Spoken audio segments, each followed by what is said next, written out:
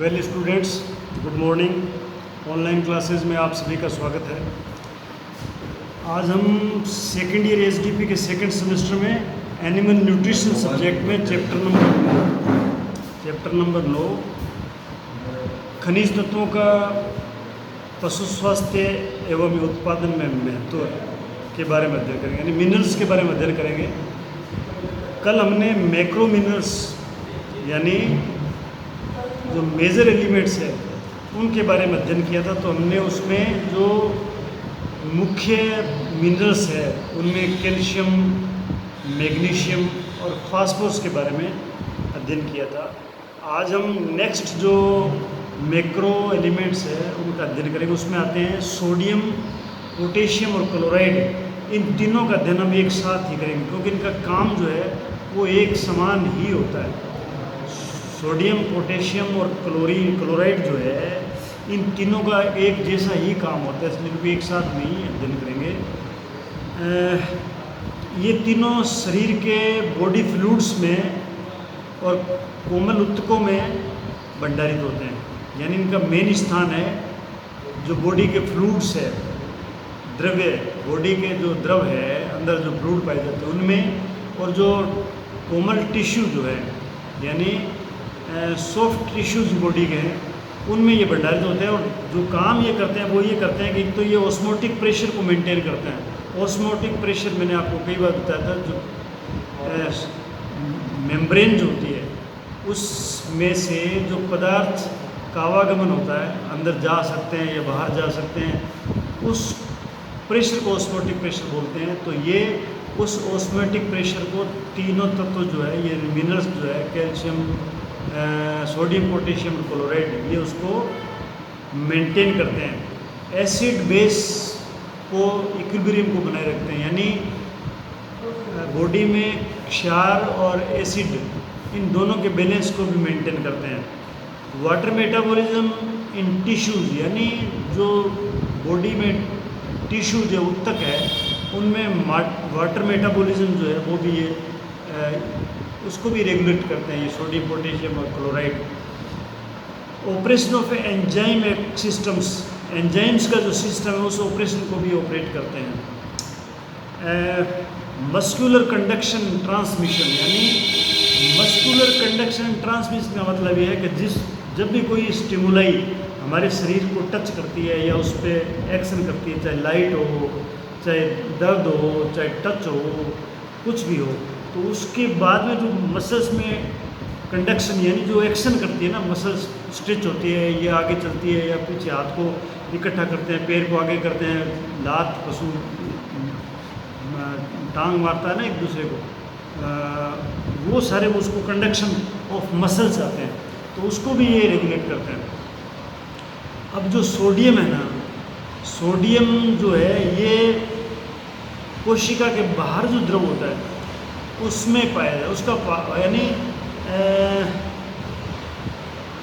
जो कोशिका के चारों तरफ जो द्रव पाया जाता है, फ्लूइड पाया जाता है, उसका पार्ट है सोडियम, यानी बाह्य कोशिका द्रव्य का पार्ट है ये। और जो पोटेशियम है वो आंतरिक द्रव्य का पार्ट है, यानी जो द्रव जो है, जो द्रव सेल के अंदर पाया जाता है उसका पार्ट है पोटेशियम, यानी ये उस चीज़ में ज़्यादा मात्रा में पाए जाते हैं। यानी जो सोडियम है ये कोशिका से बाहर जो फ्लूइड है उसमें ज़्यादा पाया जाता है, और जो कोशिका के अंदर फ्लूइड पाया जाता है उसमें पोटेशियम ज़्यादा पाया जाता है।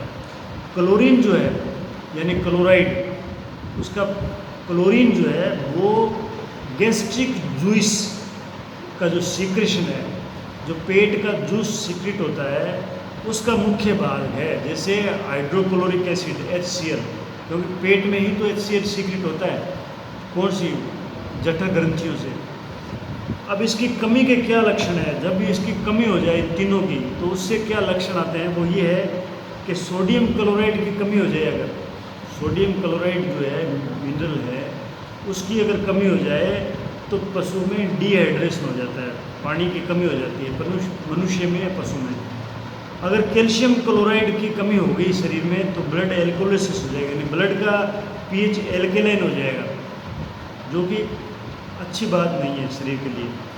पोटेशियम अगर कम हो गया शरीर में तो पशु का उत्पादन कम हो जाएगा, जैसे वो उसका दूध उत्पादन कम हो जाएगा, पक्षी है तो अंडे का उत्पादन कम हो जाएगा, भेड़ है तो ऊन का उत्पादन कम हो जाएगा। यानी अगर पोटेशियम की कमी होगी शरीर में तो पशु का उत्पादन कम हो जाएगा। पशु जो है अगर इनकी कमी होगी तीनों मिनरल्स की तो पशु कमज़ोर हो जाएगा, यानी पशु जो है वीकनेस आ जाएगी पशु में।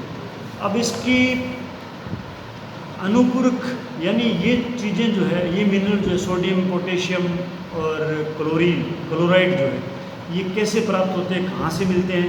एक तो ये ग्रेन्स से मिलते हैं, अनाज के दाने जिनको हम खाते हैं, धान जिसे बोलते हैं, बाजरी है, चावल है, मक्का है, जौ है, गेहूँ है, ये ग्रेन्स है। इन ग्रेन्स में ये जो पोटेशियम है ये प्रचुर मात्रा में पाया जाता है, यानी ग्रेन्स में पोटेशियम प्रचुर मात्रा में पाया जाता है।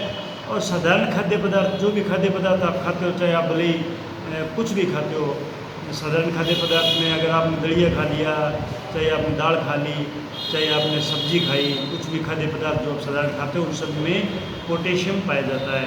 अब सोडियम और क्लोरीन जो है, ये सोडियम तो साधारण नमक में पाया जाता है, सोडियम और क्लोरीन जो है साधारण नमक में पाए जाते हैं। बाहरी रूप में अगर हमें को सोडियम और क्लोरीन देना हो तो कई प्रकार के सांद्रता में सोडियम क्लोराइड के सॉल्यूशन मिलते हैं, NaCl। सोडियम क्लोराइड के कई प्रकार के सांद्रता में सॉल्यूशन मिलते हैं, सेचुरेटेड सॉल्यूशन है, नॉर्मल सेलाइन है, GNS, DNS वगैरह सब में सोडियम क्लोराइड पाया जाता है। ये था सोडियम, पोटेशियम और क्लोराइड के बारे में। अब हम पढ़ते हैं आगे, जो नेक्स्ट जो मैक्रो मिनरल है ना, लास्ट वाला मैक्रो मिनरल, वो है सल्फर। 6 हमने पढ़ लिए, 7वां सल्फर है। सल्फर जो है ये किन किन चीज़ों में पाया जाता है, उन चीज़ों के नाम आपसे एग्ज़ाम में पूछ सकते हैं कि भाई सल्फर कंपोनेंट जो है वो किस किस में पाया जाता है या किसका संघटक है। तो वो थायमीन विटामिन जो है, विटामिन B1 जिसे बोलते हैं, उसमें आपको सल्फर मिलेगा। सिस्टीन जो है, सिस्टीन, एमिनो एसिड और इनमें भी आपको सल्फर मिलेगा। फिर मिथ्योनिन, मिथ्योनिन में, इंसुलिन में, glutathione, coenzyme A, chondroitin sulphate, ये कॉन्ड्रोइटिन सल्फेट जो है ये कार्टिलेज के निर्माण में बहुत महत्वपूर्ण रोल अदा करता है। इसमें भी जो है सल्फर पाया जाता है। रक्त में भी अल्प मात्रा में सल्फर होता है, जो ब्लड है हमारा उसमें भी थोड़ी मात्रा में, अल्प मात्रा में सल्फर पाया जाता है। अब जो रूमन जो है, रूमिनेट्स जो पशु जो जुगाली करते हैं उनके रूमन में, यानी उनका पेट का जो सबसे बड़ा भाग है रूमन, उस रूमन में सूक्ष्म जीवी जो है उसमें माइक्रो ऑर्गेनिजम्स होते हैं जो आपके ये जो तंतु है भोजन में पाए जाते हैं, उनका वो डाइजेशन करते हैं, फर्मेंटेशन करते हैं।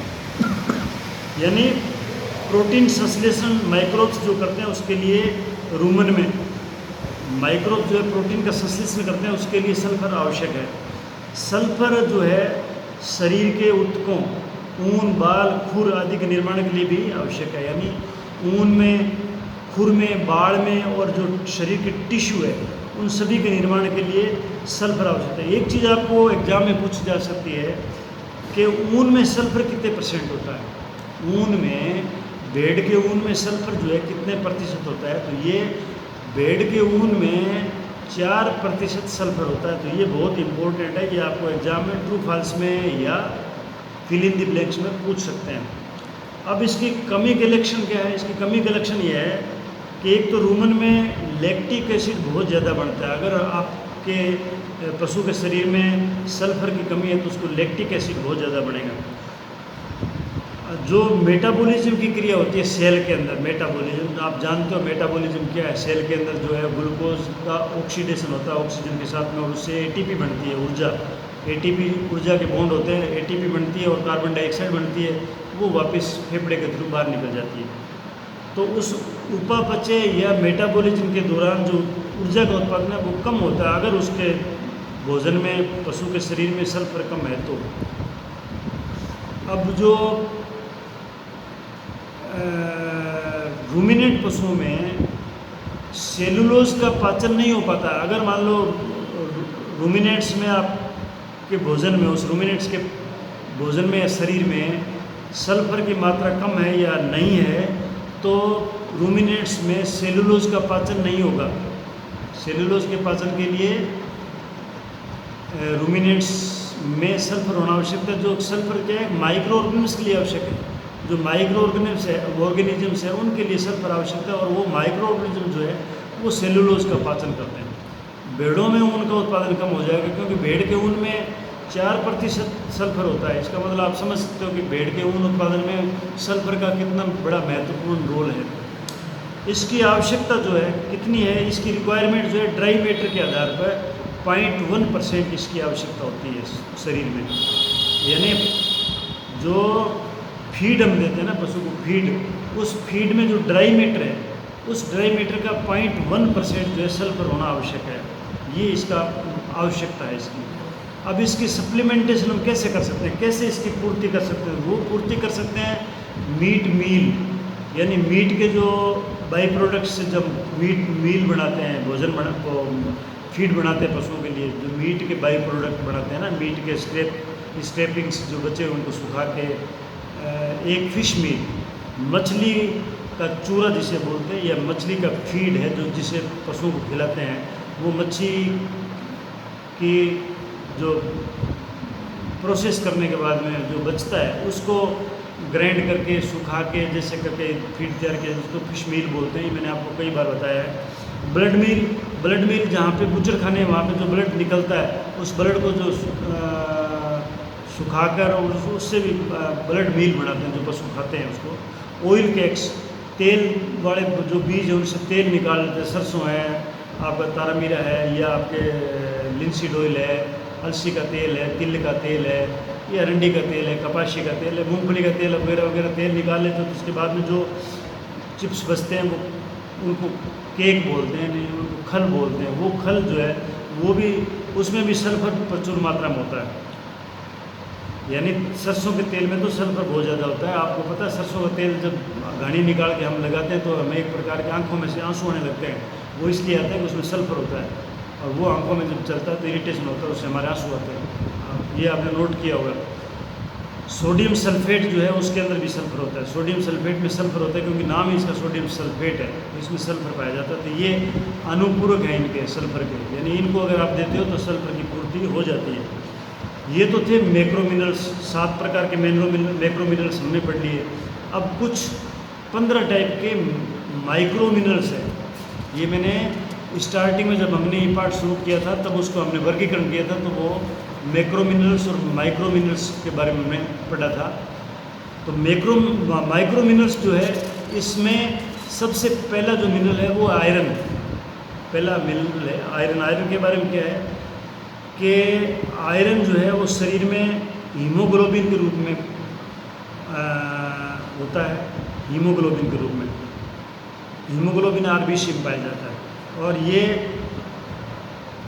हीमोग्लोबिन जो है, यानी आयरन जो है शरीर में हीमोग्लोबिन के रूप में पाया जाता है। और ये 60 से 70% आयरन जो है, 60 से 70% आयरन जो है वो शरीर में हीमोग्लोबिन के रूप में पाया जाता है।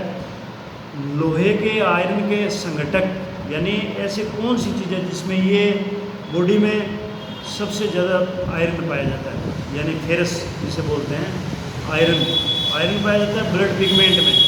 ब्लड का जो पिगमेंट है हीमोग्लोबिन, ब्लड पिगमेंट है उसमें पाया जाता है।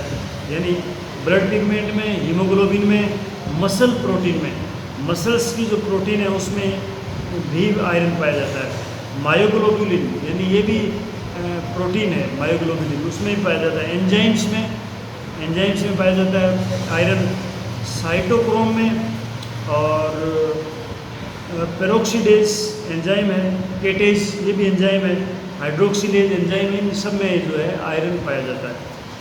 अब ये जो आयरन है ये क्या, यकृत प्लीहा वृक्क में, यानी लीवर में स्प्लीन में और वृक में यानी किडनी में ये फेरिटिन और हीमोसिड्रिन नाम से भंडारित होता है। ये जो आयरन है ना, ये लीवर में, स्प्लीन में और किडनी में ये फेरिटिन या हीमोसिड्रिन नाम से भंडारित होता है। उनका नाम क्या है? उनका नाम है फेरिटिन या हीमोसिड्रिन। अब जो आयरन है ये रक्त के सीरम में, आयरन जो है ये रक्त के सीरम में ट्रांसफेरिटिन नामक प्रोटीन के नाम से होता है सीरम में। भाई जब आप लोग जो है ब्लड को स्थिर छोड़ देते हो तो उसमें से जो ब्लड सेल्स है वो नीचे जम जाती है, ऊपर जो बचता है उसको प्लाज्मा बोलते हैं। और प्लाज्मा में से जब कोगुलेटिंग फैक्टर जो है, कोगुलेटिंग प्रोटीन जो उसको अलग कर देते हो तो उसको सीरम बोलते हैं। तो सीरम में ट्रांसफेरिटिन नामक प्रोटीन के नाम से ये पाया जाता है आयरन, जो आयरन को शरीर के एक भाग से दूसरे भाग में ले जाता है। यानी आयरन ऐसे नहीं चला जाता है जैसे आपने बार लोहा देखा, ऐसा नहीं होता है। ये प्रोटीन के रूप में एक शरीर भाग से शरीर के दूसरे भाग में ट्रांसफ़र करता है और उसका नाम जो सीरम में जो ट्रांसफेरिटिन नामक प्रोटीन के नाम से ये पाया जाता है। तो ये आपको एग्जाम में पूछ सकते हैं कि भाई सीरम में जो है किस नाम के प्रोटीन में ये पाया जाता है? तो ट्रांसफेरिटिन प्रोटीन के नाम में ये पाया जाता है। तो इसको याद करना, ट्रांसफेरिटिन नामक प्रोटीन के रूप में ये पाया जाता है। अब अगर आयरन की कमी से क्या लक्षण है? कमी के लक्षण ये है कि दूध के अंदर जो है ना, मिल्क में आयरन या तो बहुत ही कम मात्रा में पाया जाता है। दूध में, पशु के दूध में आयरन या तो बहुत कम मात्रा में, न्यून मात्रा में होगा, या यूँ कहें कि नहीं के बराबर होता है। अर्थात वे बच्चे जो केवल दूध पर आधारित होते हैं उनमें एनीमिया शीघ्र होता है। यानी जो बच्चे जो है ना माँ का दूध चूंघते हैं, जैसे छोटा बच्चा है आदमी का, वो सिर्फ माँ का दूध पीता है, उस टाइम उसको एनीमिया होने के ज़्यादा चांसेस है, ब्लड की कमी होने। क्यों? क्योंकि ब्लड के अंदर यानी दूध के अंदर आयरन बहुत कम होता है या नहीं के बराबर होता है, इसलिए उसको दूसरी चीज़ें देते हैं जिससे उसके एनीमिया नहीं हो। और ये पिगलेट्स जो होते हैं, छोटे बच्चे जो है ना सूअर के, उनमें एनीमिया बहुत ज़्यादा होता है क्योंकि दूध के अंदर आयरन नहीं के बराबर होता है। न्यूट्रिशनल एनीमिया, न्यूट्रिशनल एनीमिया वो होता है जिसको आप जो खुराक देते हो ना पशु को या इंसान को, उसमें आयरन की मात्रा कम होती है तो उसको एनीमिया हो सकता है।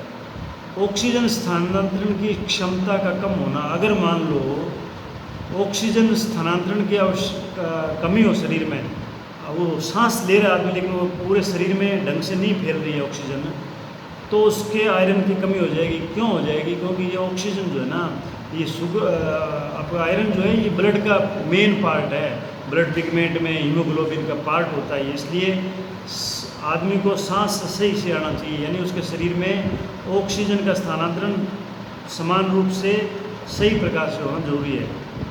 अब इसकी आवश्यकता कितनी होती है शरीर को? इसकी आवश्यकता जो है 500 मिलीग्राम पर डे। अगर उस जानवर का भार 400 किलोग्राम है, अगर 400 किलोग्राम बॉडी वेट का कोई जानवर है तो उसको प्रतिदिन 500 मिलीग्राम आयरन की आवश्यकता होती है। पोल्ट्री में पर किलो डाइट पे, जो पोल्ट्री को आप जितने किलो डाइट खिलाते हो, अगर मान लो आपके पास पोल्ट्री 50 है, 100 है, 200 है, अगर आप उनको जो डाइट खिला रहे हो तो उसकी आयरन की मात्रा नापने का तरीका ये है कि अगर आप 1 किलो पोल्ट्री फीड खिलाते हो तो उसके लिए 20 mg आयरन की आवश्यकता होती है। अगर आप मान लो 10 किलो फीड है आपके पास पोल्ट्री खिलाने की, तो उसमें 200 mg आयरन की आवश्यकता होगी। यानी 1 किलो डाइट के लिए 20 mg आयरन की आवश्यकता होती है पोल्ट्री में। तो ये भी आपको याद करना जरूरी है, एग्जाम में पूछेंगे आपको। ये कहाँ से मिल सकती है आयरन? आयरन कहाँ से प्राप्त होता है? आयरन देखो मीट से प्राप्त होता है, ब्लड एंड फिश मील से होता है, जो खून से, बूचड़खाने में खून है या जो फिश है उसका जो मील बनता है उसमें मिलता है। लेग्यूम ऑयल सीड, जो लेग्यूमिनस पौधे होते हैं उनके सीड से जो तेल बनता है, यानी उनके जो बीज है उसमें या उनके तेल में ये आयरन पाया जाता है। फेरस सल्फेट साल्ट होता है, फेरस सल्फेट का साल्ट मिलता है उसमें, और आयरन डेक्स्ट्रान का इंजेक्शन मिलता है बाहर मार्केट में आयरन के लिए, उसमें भी आयरन होता है। तो ये इसके अनुपूरक है। नेक्स्ट हम पढ़ेंगे तांबा जो है ये माइक्रो एलिमेंट है। तांबा जो है माइक्रो एलिमेंट है। इसमें कई प्रकार के जो एंजाइम होते हैं ना उनका ये घटक होता है, यानी कई प्रकार के एंजाइम हैं जिसका ये घटक होता है, यानी फेरोक्सीडेज एंजाइम जो है वो आयरन को ट्रांसफेरिन में बदलने में मदद करता है। किसको? आयरन को ट्रांसफेरिन में बदलने में मदद करता है। कौन? फेरोक्सीडेज एंजाइम। और इरिथ्रोक्यूपेरिन के रूप में इरिथ्रोसाइट में उपस्थित होता है, यानी इरिथ्रोसाइट जो है, इरिथ्रोसाइट है आरबीसीज, उसमें भी ये प्रेजेंट होता है। इरिथ्रोसाइट में इरिथ्रोक्यूपेरिन के रूप में उपस्थित होता है। आरबीसीजी को परिपक्वता, आरबीसीजी परिपक्व कब होगी? जब उसमें कॉपर की मात्रा होगी शरीर में, तो आरबीसी ज़्यादा परिपक्व होंगे। अच्छा, सिस्टोक्रोम ऑक्सीडेज एंजाइम जो है वो फॉस्फोरिलेशन और माइलिन संश्लेषण के लिए ज़रूरी है। फॉस्फोरिलेशन जो है ना, जो आपको पहले बताया था कि क्या है फॉस्फोरिलेशन और माइलिन संश्लेषण, माइलिन प्रोटीन है, इनके संश्लेषण के लिए जो है सिस्टोक्रोम ऑक्सीडेज एंजाइम आवश्यक होता है। इस ऑक्सीडेज एंजाइम में जो है ये तांबा पाया जाता है, इसका जो है ना वो घटक है तांबा। अच्छा, ल्यूसिल ऑक्सीडेज एंजाइम जो है ये लाइसिन जो प्रोटीन है उसको डेस्मोसिन में बदलता है, तो ये भी एग्जाम में पूछ सकते हैं कि भाई लाइसिन को डेस्मोसिन में बदलने के लिए कौन सा एंजाइम आवश्यकता है जिसका घटक जो है वो कॉपर होता है, तो वो है लाइसिल ऑक्सीडेज। अच्छा, टायरोसिनेज एंजाइम जो है ये एमिनो एसिड टायरोसिन को मेलेनिन में बदलता है, मेलेनिन पिगमेंट है उसमें बदलता है, एमिनो एसिड टायरोसिन को मेलेनिन में बदलता है, जो बालों, पंखों व ऊन में रंग के लिए जिम्मेवार है। ये पिगमेंट है जो बाल के लिए, ऊन के लिए, इनके रंग के लिए ज़रूरी है ये। अब ये क्या, ऊन जो होती है ना, ऊन में क्रिम्स होते हैं, क्रिम्स का मतलब लहर टाइप होता है, ऊन ऐसे मुड़ी हुई होती है ना, ऐसे सीधी नहीं होती स्पॉट, ऊन के क्रिम्स होते हैं यूँ इस तरह से, जैसे सांप की लहर होती है ना उस तरह से ऊन होती है, तो उसकी जो लहर होती है या क्रिम्प होती है उसके लिए भी कॉपर आवश्यक है। कॉपर जो है ट्यूरासिन नामक पंखों के लिए ज़रूरी है, कॉपर जो है पंखों के लिए भी ज़रूरी है, ट्यूरासिन नाम होता है इसका जो एंजाइम जो है। आयरन के साथ हीमोग्लोबिन संश्लेषण हेतु, आयरन के साथ साथ में हीमोग्लोबिन के संश्लेषण हेतु कैटलिस्ट का काम यही कॉपर करता है, यानी हीमोग्लोबिन का जब संश्लेषण होगा तो उसके कैटलिस्ट का काम, यानी उस क्रिया को बढ़ाने का काम जो है वो आपका कॉपर करेगा। किसके साथ? ये आयरन के साथ मिलकर ये कैटलिस्ट का काम करेगा। ये ऑस्टियोब्लास्टिक गतिविधि, साधारण कोलेजन इलास्टिक निर्माण के लिए, ऑस्टियोब्लास्टिक का मतलब है बोन सेल्स का बढ़ना, ऑस्टियोब्लास्टिक बोलते हैं उसको, गतिविधियों और साधारण कोलेजन और इलास्टिक निर्माण, ये कोलेजन टिश्यू, इलास्टिक टिश्यू, उसके निर्माण के लिए भी कॉपर आवश्यक है। अब इसकी कमी के क्या लक्षण है? ये जो चीज़ें इतनी आप लोग अभी पढ़ी ना कि इन चीज़ों के लिए कॉपर आवश्यक है, तो इनकी कमी से फिर यही काम जो है ना बाधित हो जाएंगे। जैसे कि इसकी कमी आयरन मिनरल के अवशोषण में अवरोध करता है, यानी अगर इसकी कमी हो जाएगी, कॉपर की, तांबे की कमी हो जाएगी, तो आयरन जो मिनरल है उसका अवशोषण जो है उसमें अवरोध पैदा हो जाएगा और पशु को एनीमिया हो जाएगा। इसकी कमी से कई रोग हो जाते हैं। वो क्या है?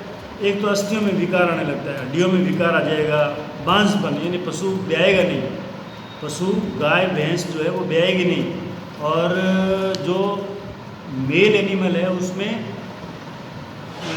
फर्टिलिटी या फर्टाइल करने की क्षमता कम हो जाएगी। बालों, ऊन व पंखों में रंग विहीनता, यानी बाल, ऊन, पंख जो है उनमें रंग जो है वो सिर्फ इस कॉपर की वजह से आता है, तो वो रंग नहीं आएगा, तो वो रंगहीन हो जाएंगे। मेमनों में एक बीमारी होती है स्वेबेक, और यह एंजुटिक एटेक्सिया, या उसको बोलते हैं न्यूनेटल एटेक्सिया नामक रोग हो जाता है, जिसमें मांसपेशियों में असंतुलन हो जाता है, यानी मांसपेशियाँ कमज़ोर हो जाती है, वो चलता है तो लड़खड़ा के चलता है, उसको बोलते हैं स्वेबेक बीमारी। तो ये भी आपको एग्जाम में पूछते हैं, मेमनों में स्वेबेक या एंजुटिक एटेक्सिया किस चीज़ की कमी से होता है, तो वो कॉपर की कमी से होता है, याद रखना इसको। ऊन जो है, ऊन में लहरें कम हो जाएगी, वो मैंने पहले बताया आपको, क्रिम्स जो है वो कम हो जाएंगे। अकस्मात रक्त वाहिनियों का फटना, रक्त वाहिनियाँ जो है नहीं ब्लड वेसल्स है वो अकस्मात फट जाएगी, जिससे क्या है, जिसको फॉलिंग डिजीज़ बोलते हैं, उसमें ब्लीडिंग हो जाएगी, यानी फट जाएगी, चलते चलते उसकी रक्त वाहिनियाँ फट सकती है। तंत्रिका तंत्र संस्थान में माइलिन का निर्माण नहीं होगा, यानी माइलिन जो है ये प्रोटीन है एक प्रकार का जो नर्वस टिश्यू के लिए आवश्यक है, वो उसका संश्लेषण नहीं होगा, निर्माण नहीं होगा। स्कोरिंग नामक रोग गोवंश में एक रोग होता है स्कोरिंग, वो रोग हो जाएगा। अब इसकी आवश्यकता जो है ना, ये रिक्वायरमेंट क्या है, इसकी आवश्यकता ये है कि डेयरी कैटल अगर गाय दूध दे रही है, गाय दूध देने वाली है, तो उसको 5 से 7 मिलीग्राम पर केजी राशन, 1 किलो राशन दे रहे हो उसमें 5 से 6 मिलीग्राम, 5 से 7 मिलीग्राम जो है कॉपर होना चाहिए। पिग एंड पोल्ट्री मतलब सुअर में और पोल्ट्री में 10 mg पर केजी राशन, और शीप में 10 mg पर केजी राशन, ये अलग अलग है, तो ये आपको डोज भी याद करनी है कि इसकी आवश्यकता कितनी होती है। ये मिलता है कॉपर सल्फेट में, कॉपर सल्फेट नीलत होता है, उसमें आपको कॉपर मिलेगा, कॉपर यानी कॉपर या तांबा, ये मिलेगा कॉपर सल्फेट में, नीलत होते में। लीवर मील में, ऐसा मील जो लीवर से तैयार होता है, जहाँ पशुओं का बुच्चर खाना होता है ना, वहाँ पे पशुओं के लीवर से, किडनी से अलग अलग मील बनाते हैं। मील मतलब खाने की चीज़ बनाते हैं पशुओं के लिए, तो लीवर मील और फिश मील मछलियों से बनाते हैं। कॉटन सीड जो कपाशिया होता है ना, उनमें भी ये कॉपर बहुत ज़्यादा मात्रा में। तो आज हम इतना अध्ययन करेंगे, लास्ट में जो बचे हुए हैं जो माइक्रो एलिमेंट्स, उनको हम कल अध्ययन करेंगे। धन्यवाद।